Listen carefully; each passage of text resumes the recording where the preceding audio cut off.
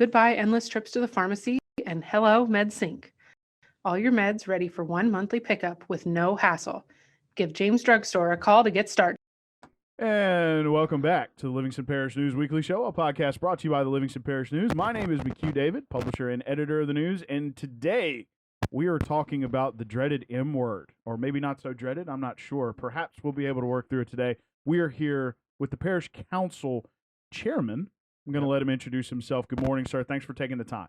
All right, thank you. Jeff Ard, Parish Councilman, District 1, Livingston Parish, and currently the chairman of the Livingston Parish Council.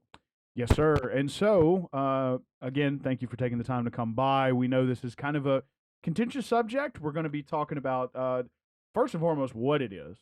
Then I'm going to ask you a couple questions, kind of pros and cons, and then where you think this is going to go from here. Basically the why, and what might come next. So first and foremost, there's a couple of little tweaks. It's not a whole moratorium on every piece of development coming through you guys' office. But for most of it. So give us a quick breakdown on the rules that y'all passed, and it is for 60 days, correct? 60 days is what the moratorium is.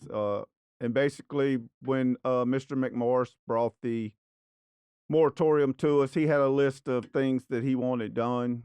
We had already been in the process of working on an ordinance that addressed 90% of what he was asking.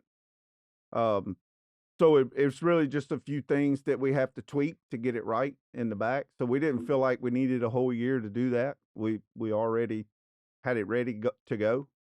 So we introduced the ordinance. Everyone knows Mr. Ricks vetoed it because we had some language that was wrong in it. We had discussed having a 20% reduction on the outfall of the developments, and it said 10%. In the ordinance. And when you're talking about outfall, I just want to be clear, that is water runoff, correct? Water runoff of the development. Okay. And then he also vetoed the 2 lots per acre, and he asked for 2.5. And that's one of them ones. It's a fine line of, I think we're right on that line of, is it feasible to do 2.0 or do we need to go to 2.5? So we've had a lot of discussions on that, and that could determine whether our parish goes back to open ditches or stays subsurface drainage. Walk us through that. Well, I mean, it's all about the dollar. Sure. Every bit of it's about the dollar. So at 2 lots per acre, you have a half-acre lot. So a home right now that costs $215,000 might go to $250,000. Well, you're going to take it out of people's price range. So the price goes up. Well, if they're at 2.5, you stay at 215. You actually sell more houses, because you're able to build more. That's a half a house per acre more that you get to build. You get to continue to put subsurface drainage. You make enough money to do that. If you knock them down to 2, they gotta recoup their money somewhere. Well, okay, we can do that with open ditches. Where we have city sewer, open ditches isn't bad. Where you don't have city sewer, you're digging sewage ditches through development. And to me, that's a good reason to really sit down and think, do we want to do 2.5 or do we want to do 2? Sure. And that's the discussion we're having right now. And that'll be on the next meeting, because what we did is we went ahead and introduced the new ordinance with the 20% reduction and the 2.5, so that we would have it ready to adopt on the next council meeting. I think we actually moved that to June 9th too, so that we can have a couple of discussions on it in the ordinance committee, make sure we get all the facts, we get this right, so that when we adopt it, it becomes law. Plus, the moratorium gave us a little time. It wasn't such a rush to hurry up and get it done. Because we might wind up adding a few things to this ordinance, which is, Ordinance 125, which is developments of subdivisions.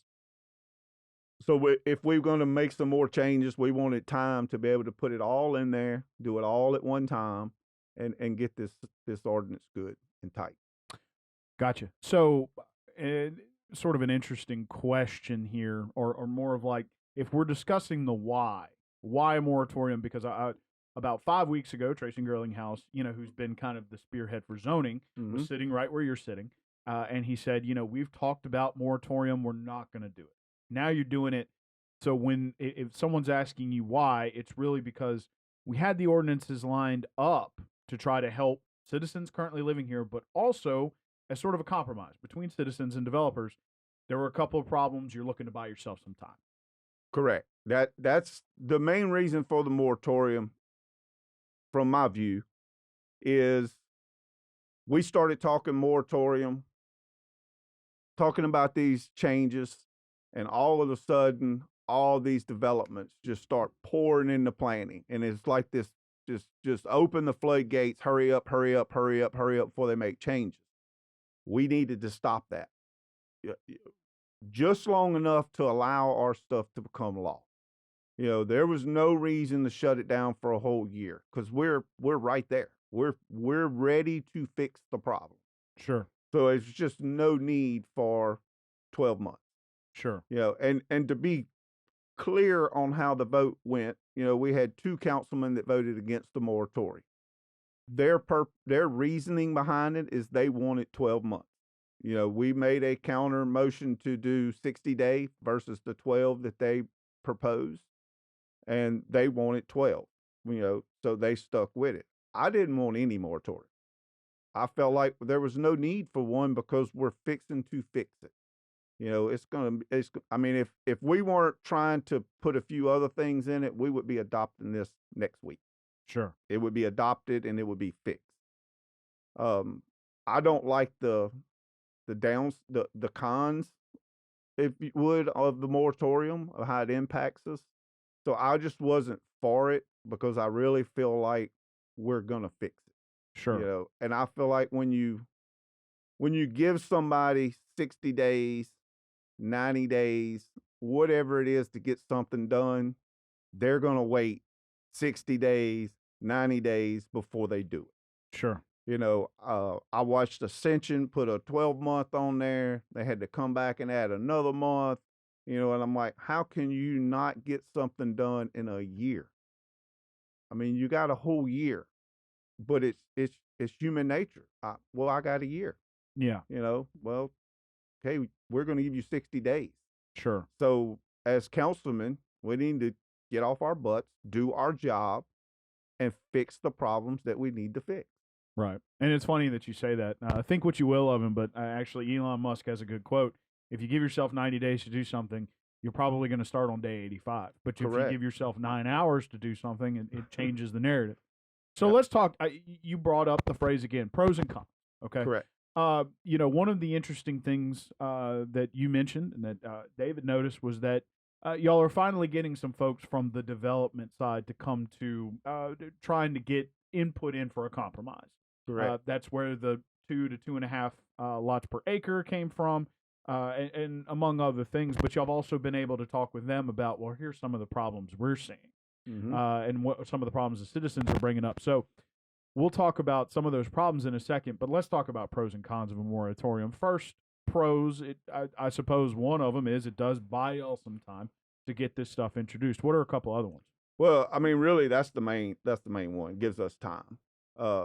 Most people want to say, well, it just stops development. It does stop development, but I don't know that that's a pro. And we're going to probably discuss that here in a second. Sure. But I really feel like the major pro is you just stop it to let us make these new laws. Because look, before the 2016 flood, we really didn't have an ordinance that says you have to do your retention pond this way, or detention pond. You have to develop it this way, do your drainage this way. I think you just couldn't affect up to 20% of the flow, and it was just nothing there. So a lot of these developments that have been built in the last 20 years, most of the drainage and stuff, the developers just kind of did it on their own, just trying to drain their developments. We actually going to put laws in place now that says you have to do this retention. You have to retain this water with a 20% reduction. We're not going to allow you. 'Cause my understanding of it is you got 100 acres. And the engineer's going to come in, he's going to figure out, I've got this many cubic foot of water coming off of that 100 acres, and I can't change that. Can't change that. That was the way the orders, you just can't change it. The problem was they're taking all that water and they're dumping it into this one ditch. So they're basically catching it and they're putting it into this ditch. That's where the impact started coming. So that first culvert downstream that's too small, it's going to flood. Sure. It's going to flood. That's something that we're actually looking at right now too, making them have to change these culverts to where it gets back to a normal flow in the ditch. But I guess the fight on that is, well, we're doing a 20% reduction. So right now, if you got 500 cubic yards of water going down this ditch, and we do a 20% reduction, now you're down to almost 400. So you're actually slowing the water down that's going in it now. But all that's engineering terms. Sure. They have to figure that out. Like how big does that culvert need to be downstream? Sure. So back on the pros, I really feel like it's just one. It's you stop the development to allow these things to become law, and you don't have these developments just start popping up everywhere because they don't want to do this 20% reduction.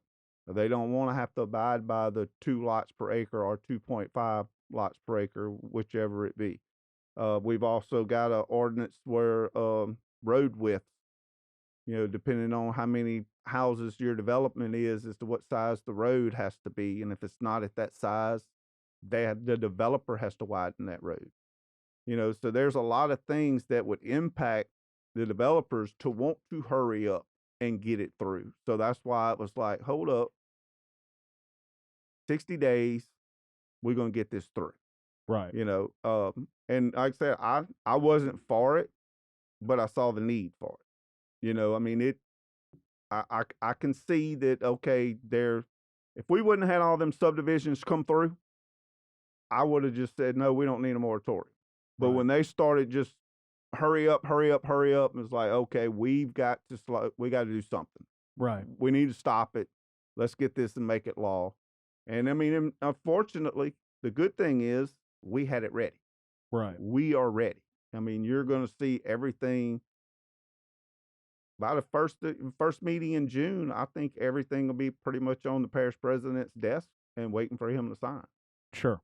So by the time this moratorium falls off, the new rules should be in place. Should be in place. Okay. Well, we won't lift it because it actually says 60 days with an option to go 30 more. Right. So if it's not ready, we can go 30 more days. Right. So it kind of puts a little pressure on everybody. If you don't want another 30 days, do your job. Sure. Do your job. Let's make this law. Let's fix everything that needs to be fixed. We won't go another 30. We'll lift the moratorium and they can go back to development. Sure. So, a couple of interesting questions when it comes to a moratorium. You brought up that some people are like, well, it's not long enough, it doesn't stop enough, that kind of thing. What do there are clearly people coming to those parish council meetings and saying, like, y'all need to stop it all, and you need to stop it right now, and you need to stop it for, however long. What do you, and in a lot of cases, there are extreme people who want you to stop it altogether forever. Mm-hmm. No more houses in Livingston Parish. Or if you do, it's 1 house per acre, Mm-hmm. things of that nature. What do you tell those people when you're saying, okay, I mean, we're changing, we have this moratorium for 60 days to introduce these ordinances and get them passed, get Leighton to sign, or parish president, Leighton Ricks, get the parish president to sign them, they become law. What do you tell those people about we can't just stop development forever? Well, the biggest thing that sticks out in my mind is right now we have just over 7,000 high school students from 9th to 12th grade. 5 years, they're going to be looking for a place to live. They're going to have started their career, whatever it may be. They're going to be looking for a place to live.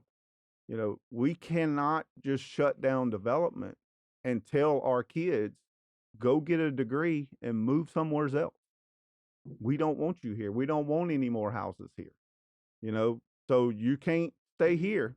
You got to go somewhere else. And we can't do that. And the misconception of every time a subdivision is built, it's all these people moving into Livingston Parish.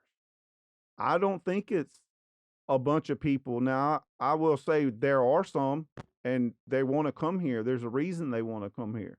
Our schools, our community, they want to come here and be able to give their kids what we have given ours.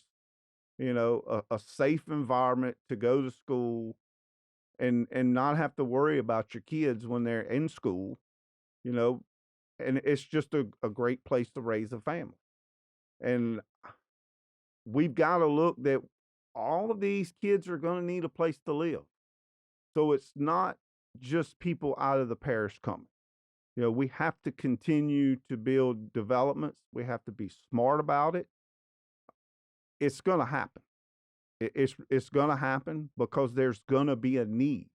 And the only way there's not going to be a need is quit having kids. Other than that, there's always going to be a need for housing.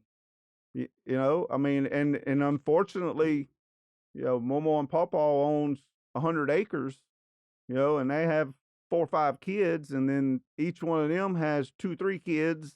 That 100 acres is not big enough for that family anymore, because each one of them has gotten their portion. And next thing you know, that 100 acres of one house has turned into 20, 30 houses on it. And that's just one family, and there's a lot of people that's not fortunate enough to have had a parent that had 100 acres or 20 acres to give them a little piece, so they have to go look at these developments to be able to stay in the parish that they were raised in, and they want to stay here.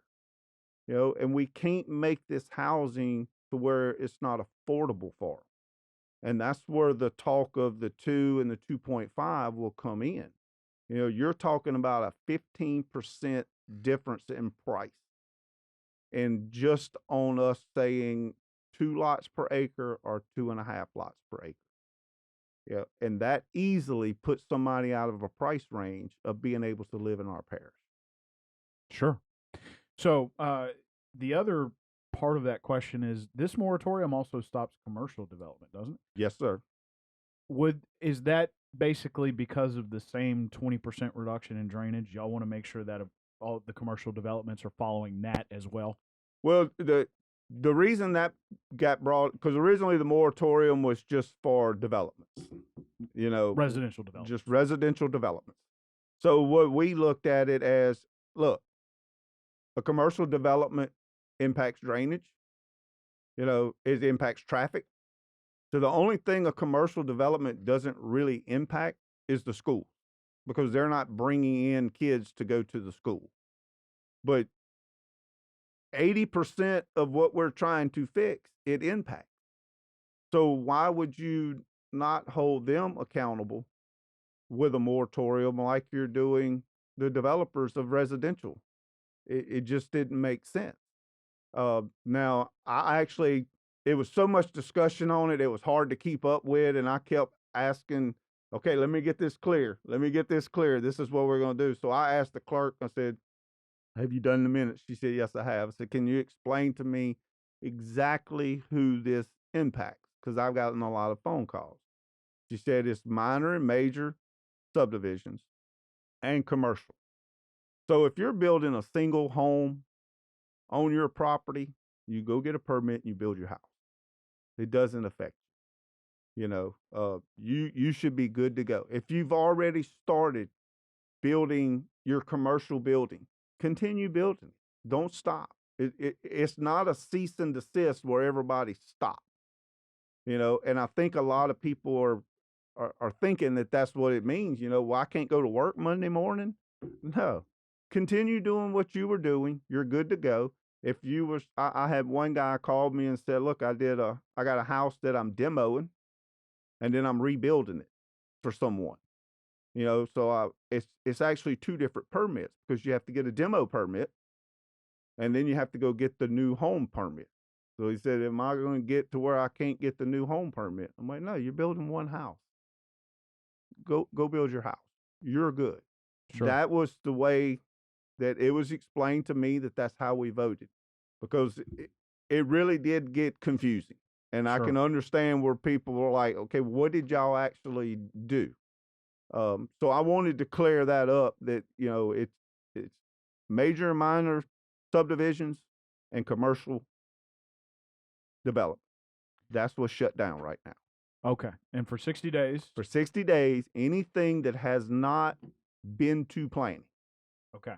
If you haven't been to planning already, and you go walk in there with a brand new development, brand new commercial subdivision, whatever, they're going to say, come back in 60 days. Right. Come back in late July or August. Yeah. So to wrap this up, let's talk about the future, right? Because, bringing them up again, Councilman Girlinghouse was here about 5 weeks ago talking about the zoning package. How is, maybe not necessarily the moratorium, but how will the ordinances that y'all are suggesting work in tandem with that? So a lot of people have the misconception that zoning makes all of this obsolete. That's not true. Right. That's not true. So what zoning is going to do is tell you what you can do on a particular piece of land. It's zone R1. It's zone rule. So then you have to go get that zoning definition and see, what does that mean? So like I can tell you, in rural area, it says you can only build 1 acre lot in a rural area. So if you're a developer and you're looking at a piece of land and you see that it's zone rule, well, I got to build 1 acre lots, or I have to go to the council and have them change the zoning of that property, which we just saw that happen in Denham Springs behind Home Depot. They were trying to change commercial zoning to residential, and it was denied. It'll be the same way. Now, say you go to a residential area and you got a piece of property that you want to develop. When you come to the planning, you say, "Hey, this is residential. This is what I want to build." They're going to pull this ordinance out and say, "This ordinance works in this zone, so you have to follow this ordinance building your development." So what we're writing means something for the future. Just the developers have to now go find property that fits. Where can I actually build this subdivision at in Livingston Parish? I have to find that property, the zone that allows me to do that. And it's really going to be very important of who you put in them council seats, because they will have the power to change zoning of property. Right. The councilman we have right now, I really feel like that towards the end of the year, this is really going to be on the verge of becoming law. Sure. Is it going to be at the end of the year or right at the first of the year? I'm not sure, but we're going to be right there. Yeah. It's going to happen in either, before February of next year. I'd say it's going to happen. It's just a matter of how quick can all of us get our meetings done and get the community involved to get all that stuff done. Sure. But the councilmen that's sitting right now are ones that's going to have the power to zone your community the way you want it zoned, how strict you want it, how lenient you want it. So when we have these town hall meetings about these zonings, it is extremely important for the public to show up and talk to us about it. Tell us why it needs to be rural or agricultural or R1, R2. Call and get these definitions of the zonings and know what each one of them mean. So that when we come in and your neighbor says, "I want mine commercial," you know what that means. You know what he can actually do with that property. so that we get that input. We got to have that input back from the public to get this right. Other than that, your councilman's just going to say, make it all rule. That's the easy thing. We're just going to do it all rule, And I actually have a piece in my area that's a little unique because I have LIGO that's in the center of this big, probably 8,000 acre just timberland. And LIGO's right in the middle of it. Chances are that will never be developed. Never, ever, ever. I mean, I just can't imagine somebody building a development around the LIGO plant. I just can't see it. So I think the timber company will always just cut that timber. They're going to sell everything on the outskirts, which they don't have much of that left. And I told them when I went to my first meeting, everything in the middle, I wanted agricultural, which means 3-acre lots. So if somebody ever did decide to do something in there, it's going to be 3-acre lots. Right. And that's the power the councilmen have right now.